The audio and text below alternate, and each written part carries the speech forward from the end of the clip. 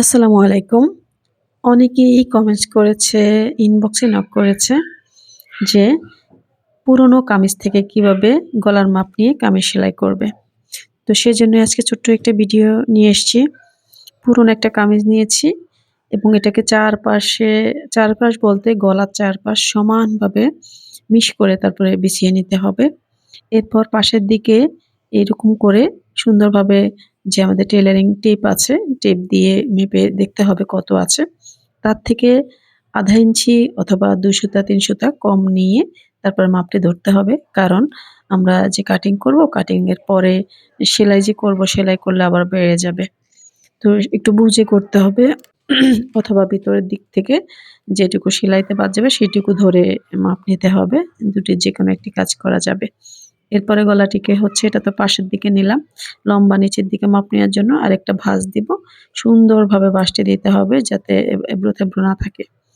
এরপর উপরের দিকে ০.৫ ইঞ্চি ধরে ইস টেপের ০.৫ ইঞ্চি বাইরের দিকে রেখে তারপর মাপটি নিতে হবে। তাহলেই ঠিক হবে মাপ, নাইলে আবার ছোট হয়ে যাবে গলা। তো এরকম কোনাকুনিভাবে মাপ দিয়ে নিলে দেখা গেছে যে আমরা দুটি মাপই পাশের দিকের এবং লম্বা দিকের সুন্দরভাবে পেয়ে যাব।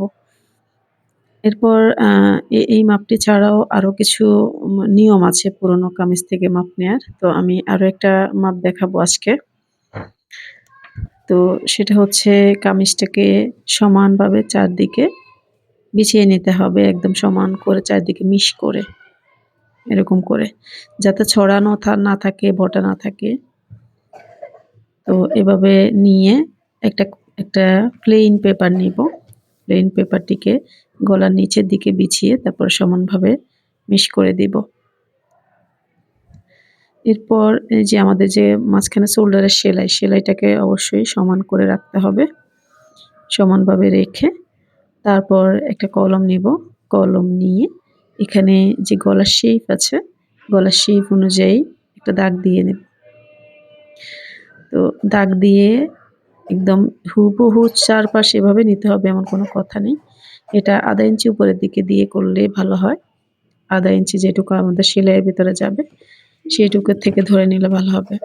এখান থেকে শুধু মাপের ধারণাটা নেয়া হবে। একটু বাঁকা-তেড়া হবে যেহেতু গলা থেকে দাগ করবে। বাঁকা-তেড়া হতে পারে, তো সেদিকে নজর দিয়ে লাভ নেই। আমাদের মাপ দরকার যেহেতু আমরা পাশের দিকের মাপটা নিয়ে নিব, কোনাকুনি মাপটা নিয়ে নিব অথবা লম্বা যে নিচের দিকের মাপ সেটা নিয়ে নিব। এটা পেছনের গলা হওয়াতে ছোট দেখাচ্ছে।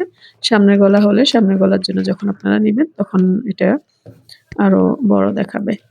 অথবা এভাবে মাঝখানে ভাঁজ দিয়েও যে কোনাকুনি মাপটা নিতে পারেন। আশা করি ভিডিওটি ভালো লেগেছে। ভালো লাগলে লাইক, কমেন্ট করবেন, শেয়ার করবেন ফ্রেন্ডস এবং ফ্যামিলির সাথে। আর আমার চ্যানেলটিকে সাবস্ক্রাইব করে দিবেন। আল্লাহ হাফেজ।